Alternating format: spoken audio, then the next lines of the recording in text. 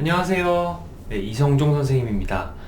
지난번에는 국어에 대해서 여러분께 안내를 했었고, 오늘은 그 두 번째, 여러분들이 가장 어려워하는 과목, 그리고 또 많지 않은 학생들은 또 굉장히 또 즐겨하는 과목일 수 있겠는데요. 수학에 대해서 한번 이야기를 해보려고 해요. 여러분들 수학하면 어떤 느낌이 들죠? 네, 맞아요. 수학하면, 골치 아픈 거. 수학 너무 싫어요. 하는 학생들이 사실 반에 거의 한 8, 90%는 되는 것 같아요. 그런데 1, 2학년 때는 수학을 싫다고 하는 친구들이 사실 많이 없었거든요. 그런데 왜 3, 4학년이 되면서 수학을 싫어하는 친구들이 많을까 고민을 많이 해봤어요. 수학을 어려워하죠. 네, 수학에서 즐겁다는 경험을 많이 해보지 못한 것 같아요. 1, 2학년 때는요, 여러분들이 좀 즐겁다는 느낌을 받은 적이 있었을 거예요. 어떨 때였죠? 네, 맞아요. 구구단을 하면서 여러분들이 뭐 2, 4, 8, 5, 6에 30 게임까지 해가면서 서로 딱딱 맞추고 문제를 내면 내가 늘 맞출 수 있었고, 그리고 내가 생각했던 이 범위 안에서 잘 이해도 되고 맞출 수 있는 문제이기 때문에 여러분들이 즐겁게 수학을 공부를 했어요.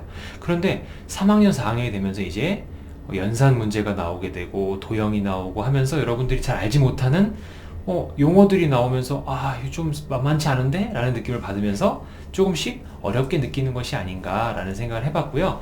그런 친구들을 위해서 선생님이 수학을 조금 더 즐겁고 편하게 할 수 있는 방법을 소개를 하려고 합니다. 그래서 총 7가지를 안내를 할 건데요. 너무 많죠. 그래서 나눠봤어요.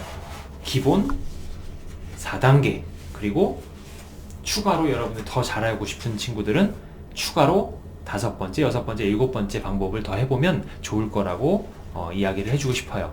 자, 그럼 첫 번째, 수학을 공부할 때 가장 중요한 건요, 내 수준, 내가 무엇을 알고 있고 무엇을 모르고 있는지를 아는 게 사실 가장 중요해요. 그런데 학교에서도 보면 여러분들 5학년이면 5학년 수학을 해야 되죠. 그러니까 5학년 수학책을 갖다 놓고 5학년 수학 문제집을 펼쳐놓고 수학을 풀어요. 그런데 풀다가 보면 안 풀리는 문제가 절반이 넘어요. 그러면 어떻게 해야 될까요? 나는 5학년이지만 수학은 5학년 걸 꼭 하지 않아도 돼요. 왜냐하면 앞에서 배운 내용들을 이미 잘 알고 있는 친구들의 경우라면 5학년 이 내용을 배우면 됩니다 라고 준비를 해준 것 뿐이지 5학년이면 반드시 이걸 풀어야 됩니다 라고 생각하지 않았으면 좋겠어요. 그래서 5학년이지만 나는 4학년 1학기에 나와 있는 연산 부분을 어떻게 하는지 내가 아직 모른다. 그러면 과감하게 어디로 가세요? 네, 4학년 1학기로 돌아가서 4학년 1학기를 공부하고 돌아오면 돼요. 근데 이 수학이라는 과목은요, 특히 다른 과목들보다 더 큰 차이를 보이는 건 뭐냐면 정말 이 계단식이라고 보면 돼요. 여러분들 쌓기나무 쌓을 때 밑에 1층 쌓고 2층 쌓고 3층 쌓는데 2층에 아무것도 놓지 않고 그 위에 3층을 놓을 수 있나요? 없죠. 네, 바로 무너져 버리겠죠. 세울 수도 없어요. 수학이 또 그래요.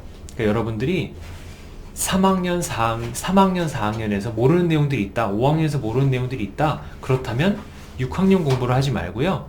내가 가장 모르는 부분 3학년부터 차례대로, 근데 조금 학교에서 공부하는 건 조금 창피할 수 있으니까 집에서 내가 모르는 학년의 과정에 문제집을 놓고 교과서를 놓고 먼저 공부를 시작하는 것이 꼭 중요하다라는 이야기를 해주고 싶습니다. 잊지 마세요. 내 수준에 맞는 수학을 먼저 공부하는 것이 가장 중요하다. 그게 첫 번째고요. 두 번째는 여러분들이 수학하면 굉장히 창의성과 응용력이 굉장히 많은 부분을 좌우하는 과목이라고 알고 있을 거예요. 그래서 좀 약간 천재들이 하는 거 아니야? 나같이 일반 사람은, 잘 모르는 사람은 너무 어려운데? 라고 거리감을 두는 경우도 많이 있는데, 일단 수학은요, 기본적인 건 암기해야 돼요. 네. 수학을 암기해야 된다라는 말이 생소할 수 있는데, 수학의 개념, 그리고 용어, 성질, 공식, 이런 것들이 나오죠. 예를 들면 삼각형은 뭐죠? 네. 각이 3개가 있는 평면 도형이 삼각형이죠. 그곳에 나와 있는 개념과 용어, 성질, 공식 등을 여러분들이 이해를 해야 돼요, 결국에는. 그런데 이해하기 전에 뭐부터 하자? 네, 그렇죠. 암기를 해야 됩니다. 머릿속에 일단 외워요. 외운 후에 그 내용을 쭉 읽어보고 문제를 풀어보고 살펴보면서 그 내용을 차츰차츰 이해해가면 되는 거예요. 그런데 수학은 암기 과목이 아니다라는 것 때문에 애초에 기본적인 것들을 외우지도 않고 수학에 덤벼드는 친구들이 너무 많아요. 필요한 재료랑 도구도 없이 뭐 요리를 하는 그런 격이죠. 그러니까 꼭 반드시 개념이나 용어, 성질 등에 대해서 여러분들이 꼭 암기하고 시작하자라는 게 두 번째로 선생님이 기본 비법이라고 말씀드릴 수 있겠습니다.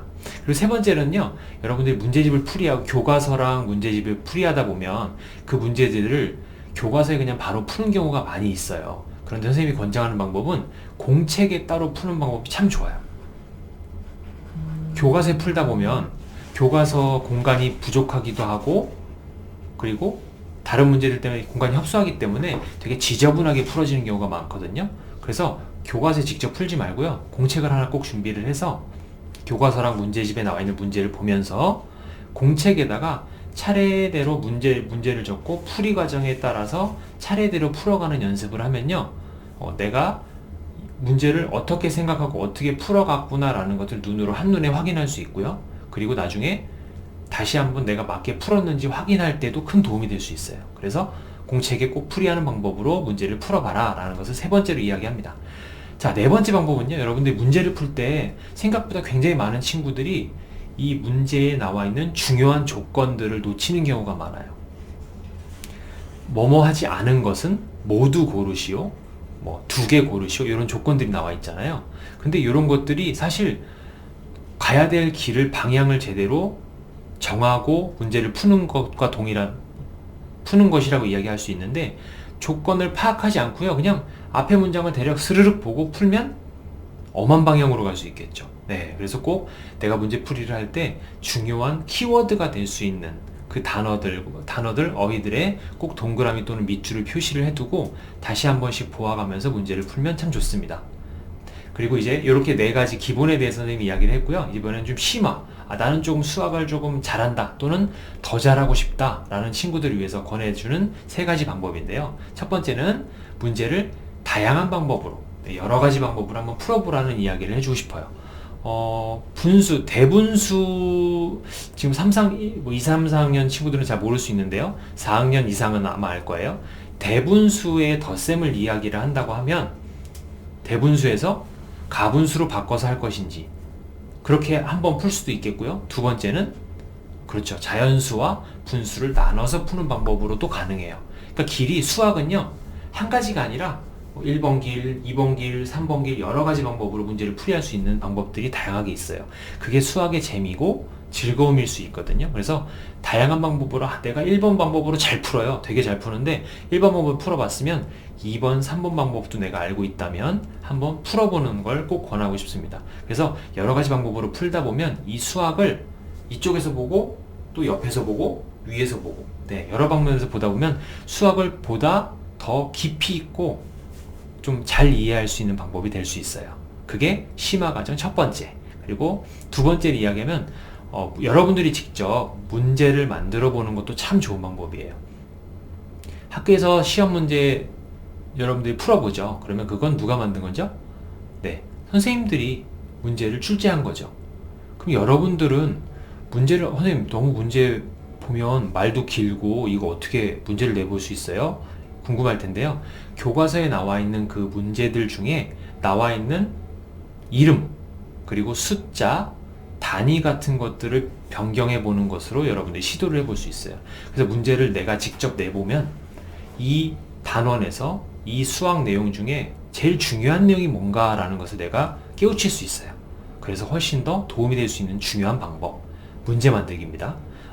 마지막으로 심화 세 번째 방법은요, 오답공책을 작성을 해보는 방법이에요.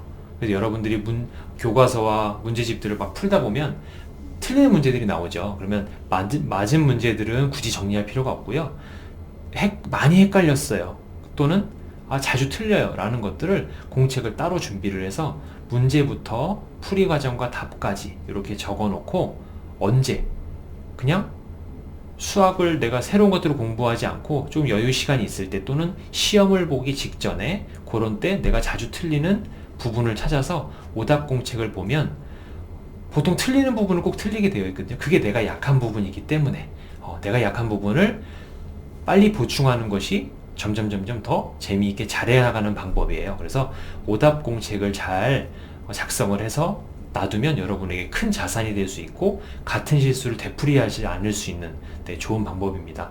오늘 7가지를 선생님이 안내를 해줬는데요. 여러분들이 수학을 아직 즐겨하지 않는 친구들, 부담스러워하는 친구들도 이 방법들을 꼭 시도를 해서 즐겁게 수학을 공부했으면 좋겠고 자신감을 찾았으면 좋겠습니다. 할 수 있습니다. 화이팅!